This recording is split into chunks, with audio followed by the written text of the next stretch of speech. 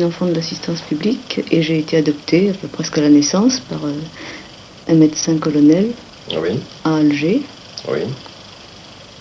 qui m'ont élevée jusqu'à l'âge de 15 ans et ensuite, à la suite, j'ai été indisciplinée, envoyée de partout. Enfin, ils m'ont fait boucler en bon pasteur par voie de correction paternelle jusqu'à ce qu'on appelle la 21, c'est-à-dire la majorité.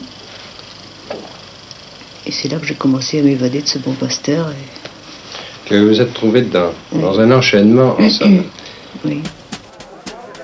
Albertine Sarrazin est née à Alger le 17 septembre 1937. Elle n'est âgée que de quelques jours quand elle est déposée à l'assistance publique. Elle a déjà 18 mois quand un couple de colons, proches de la retraite, décide de l'adopter. C'est elle qui m'a raconté qu'elle n'était pas la première adoptée de ses parents adoptifs, qu'avant elle, ils avaient adopté une adorable petite fille qui était morte à 3 ans et qui avait toutes les qualités. Alors, je lui ai dit que ça m'étonnait qu'à 3 ans, une petite fille ait déjà été finie, et de telle sorte qu'on puisse savoir ce qui étaient ses qualités, qui n'étaient pas ses qualités. Oh, elle m'a dit, si, elle était extraordinaire, elle était extraordinaire. Et alors, les parents qui avaient donc adopté Albertine la comparaient tout le temps à la petite fille de 3 ans qui avait toutes les qualités et qui était morte.